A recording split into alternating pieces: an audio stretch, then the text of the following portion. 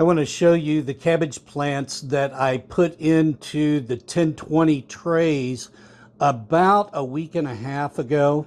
And these are in my seed bed right now. And I'm going to give you just a brief tour of the seed bed just a little bit later, but show you how these plants are doing. This is about 8 days of growth right here under the blue light. This is not a grow light. This is a blue 5 to 7K light. And they look like they're doing really well. This last one right here isn't doing as well as the other ones. The other ones look a little bit more healthy. Good morning. Welcome to Garden by the Yard. It is Saturday. It is March 15th, 2025.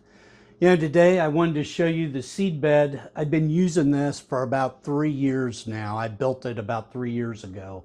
I've had really good success with this. It is a set it and forget it type of system. And just to give you a brief rundown of what I did, I took a pallet rack. You're going to need something really sturdy because there's going to be a lot of weight because I've got pea gravel sitting inside of the grow bed right here. So pallet rack gives a lot of good support for this.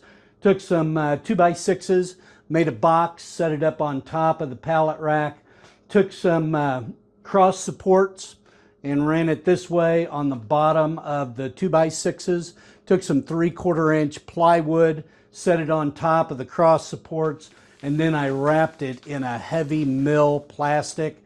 I think it was 8mm. It could have been the 10mm plastic. You want to keep the water from seeping down into the wood. Not that there's a lot of water in this, but if you spill some going into the 1020 trays, you want to be able to catch that before it gets to the heating element. I bought a temperature control. And what this does is it's got a thermometer on the end of it, and it comes out into the middle of the bed, and it keeps this pea gravel at about 70 degrees. That's what I've got it set on right now. I went and I bought just some cheap LED lights off of Amazon, and I put them 4 deep. So I've got 4 rows of LED lights going across.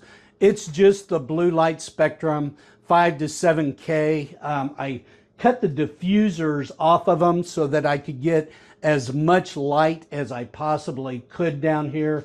I took this top piece and I put it on pulleys right up here, so as the plants grow, I can lift the lights up. You want to keep them anywhere from 1.25 inches, 1.5 inches to 2 inches right in there. There's not a lot of heat that comes off of these LEDs, but you don't want to take a chance of burning your plants right here. It's worked really, really well. The way that I heat it, and a lot of you will be familiar with the de-icer, the gutter stripping that you can put on your gutters that keeps the ice dams from building up. I got a 50-foot roll of it, and I just serpentined it back and forth. I first put 2 inches of pea gravel down, I serpentined it, and then I put another 2 inches of pea gravel on top of that. These plants love 70 degrees on their roots. The top, they can get down really cold, but the roots, if you will keep them at 70 degrees, your plants will absolutely love it. I have to tell you that this thermometer, when it reaches 70 degrees, it turns off my heating elements. Oops.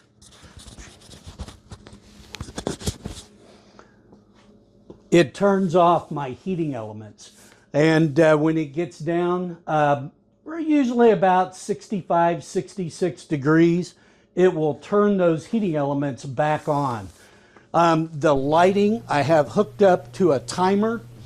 And this timer right here, I have it set on 14 hours. And usually comes on right around 4 a.m. in the morning. and it will go back off at about 6 p.m. that night. You know, you don't have to have 14 hours. You can put it on a 12-hour timer. I try to give them as much light as I possibly can, but it works really, really well. Guys, I have a joke for you. It's a gardening joke. Why did the tomato turn red?